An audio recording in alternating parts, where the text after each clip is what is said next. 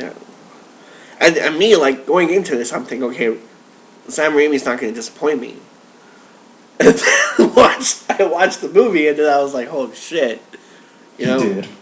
It's like, they could have took out the 20 minutes of crying and dancing and put more venom in there. It also didn't. It also didn't help matters that I know I'm. Actually, I don't know if I'm in a minority in this because there's some people who feel this way, but I thought most of the acting sucked in this movie. Yeah. Yeah. Definitely. And even Bruce Campbell wasn't on par in that one. Yeah. Even the actors who came back from the first two films, I felt like something felt off in their delivery. Mm-hmm. Like straight up blandness or like soap opera stuff. Yeah, like the whole love triangle. Yeah. Yeah, definitely. It just felt rushed. Yeah. It felt like it was like more of a movie about money and not really about the movie. Yeah. Yeah. Ugh. I gotta go back and watch like the old, not the old cartoons, but like the ones from the 90s. Oh yeah, those are great. I gotta go back and watch those again. Oh yeah, that. Like the Morbius and the Blade. Yes. Yeah. And fun fact that was the first time we saw like the darker interpretation of Blade prior to the movies. Yeah. Wesley Snipes. Have you seen the alternate ending to Blade? The first movie. Yeah. Yes, I have. Thank God they did not win with that. Do you think, like after he fights Lamagra and... Oh yeah, I know what you mean. They were setting up Morbius for that. Yeah. I wonder why they took it out. Like that, at least that part out. I know. I can understand why you took out the original final fight because it was stupid. But yeah. Yeah, that was a horrible blood glob effect. Yeah.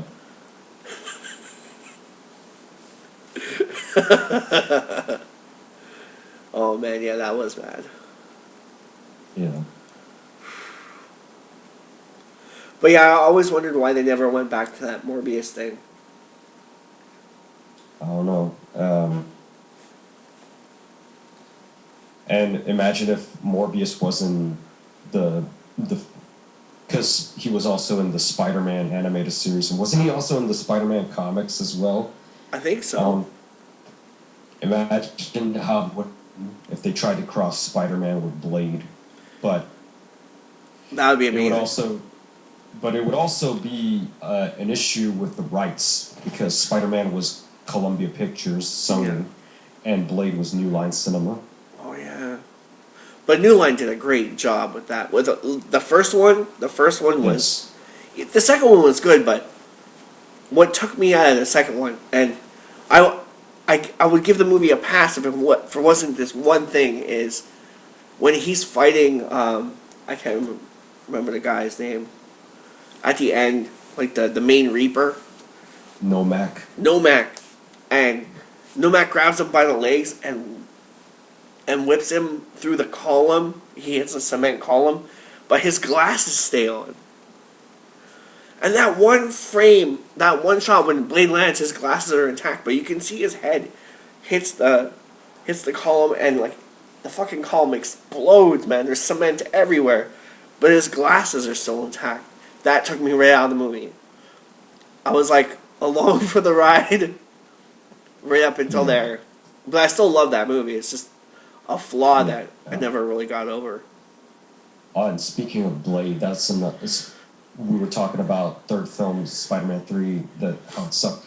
Blade Trinity was another one that sucked too. Yeah. I was hoping that would be good because, David Goyer, and it was filmed here, a lot of it. So I was really hoping that was going to be good. Yeah, and it wasn't. It was horrible. Yeah, it was pretty bad. The alternate ending, they should have just kept that in there too, the alternate ending. Also, did you hear about the behind-the-scenes drama that went with Blade Trinity? That Wesley Snipes hated working on the movie so much. No. And he was so pissed off at David Goyer, and he was stoned out of his mind too. He was on weed, Oh no. and he accused David. I think he was accusing an extra of being racist because he had a shirt that said something like the N word. I don't know, and he called Jessica Biel the girl, and he called Ryan Reynolds a cracker. He was like, "What the hell?" He was so mad by that movie that he didn't pay his taxes. Yeah. He refused to pay his taxes. So it was so bad. But like, yeah, his chemistry with them doesn't feel right at all in that movie either. Definitely feel. There are moments where it definitely feels like he's not in character. He definitely feels like he really is pissed off during the set. Yeah. Like he wasn't set. Because he's there's this one scene where he's complaining, he's arguing with the guys. He's like, you motherfuckers are like rejects on a Saturday morning cartoon. It's like I don't think that's actually I don't think that's him in the script. I think that's actually him, being stoned off his mind and just Yeah, and a lot of that felt rehashed from part 2. Like, a lot of it felt kind of rehashed, and like I like that alternate ending with the werewolf. That was cool, but I don't know. There wasn't. I don't know if it was budget. Budget should not have been a problem because I heard a lot of that was Montreal, right? So that should not have been a budget issue. But man, or I might be wrong. It might be the series that was Montreal. I think a lot of the series was filmed here too. But yeah, that should not have been a problem as far as budget was concerned. But damn, like it kind of felt like he was just walking through that movie, you know. Yeah. You didn't get a lot of the original, like like at the end of the first Blade, when he drinks the blood, he gets all crazy, and then the guy comes at him with the shovel, and he fucking just beats the guy with the. He's like kicking him and stuff. Yeah. We didn't really get that aspect of Blade in that one. I come to think of it, in the third movie, he barely did anything action-wise, too. Yeah. Like, what does he get? Like, one scene in the beginning where he's, killing some vampires, or, thinks he's killing some vampires. And he's little fighting when he breaks free, when the two sidekicks breaking free. Mm-hmm.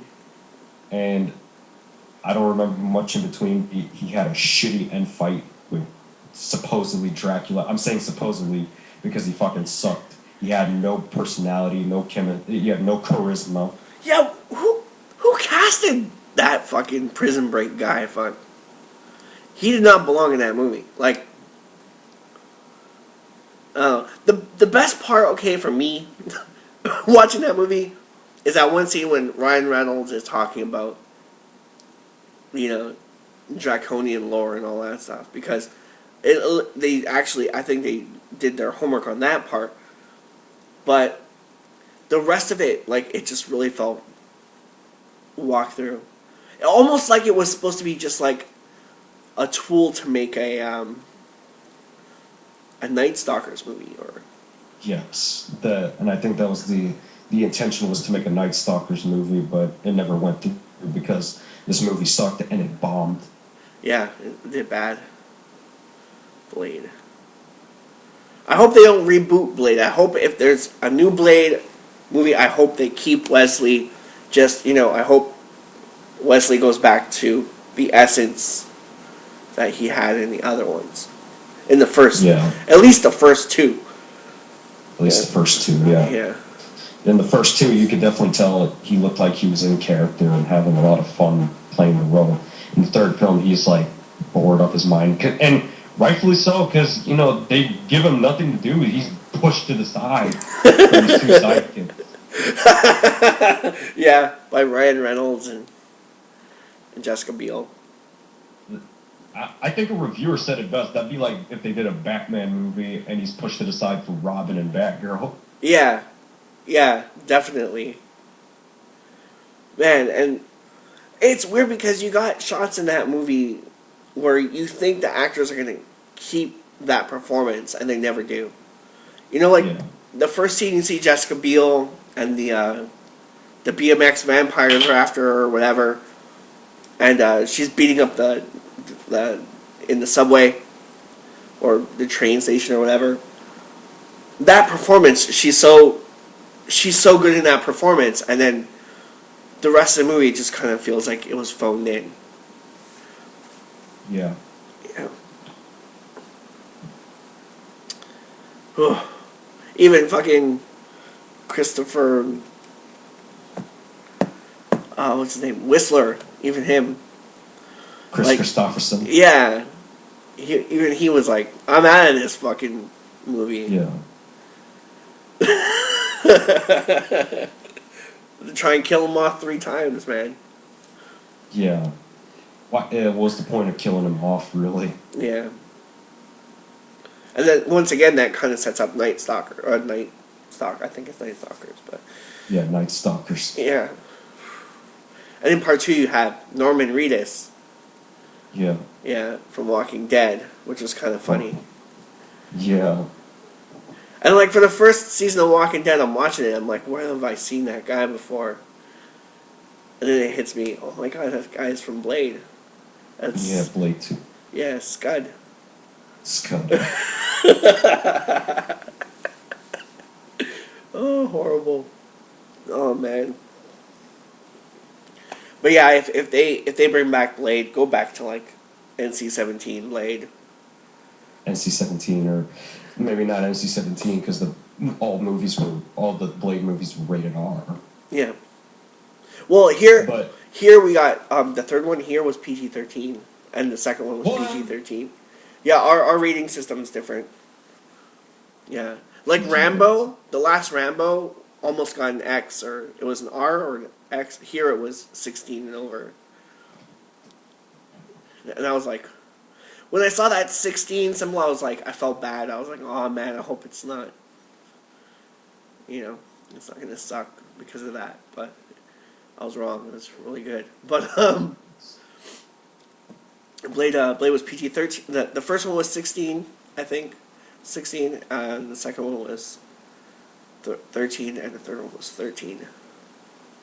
Which is kind of funny, because if you took out all the swearing and I'm not surprised if the third one was PG-13, because if you took out all the blood and gore and some swearing, it'd be PG-13. Really, it felt so tame too. Yeah. It was definitely it just kind of all phoned in, man. And the cinematography wasn't there. Yeah, it Didn't have that. didn't have that spark that the first two had. Mm-hmm. Like the visual appeal, the appeal that the first two had. Yeah. The first film had a very sterile look to it. Like, yeah, Norrington's look was really... Yeah. And it worked very well, because this is supposed to be like a very dark, world. Yeah. And the second movie had more of a colorful kind of... It was still a dark look. It's Guillermo del Toro, of course. Mm-hmm. Kind of had like some colorful, like almost 90s kind of lighting too. Mm-hmm. Like the kind of lighting that you saw in the Mortal Kombat movie, where it was like all blue and purple at times. It was kind of like here, but it was more blue and more yellow, if anything. The third movie just looked like someone urinated on the camera, because it looked all yellowish. Yeah, it was really yellow, that one. Yeah. Even parts of part 2 had that. The ending had that kind of... But part 3 was really like sepia, almost sepia. Like very... Yeah. Almost like typical direct-to-video action film, or modern-day action film, I should add. Yeah. And the funny thing about Blade is, when that came out, I think here it was limited release when it came out. And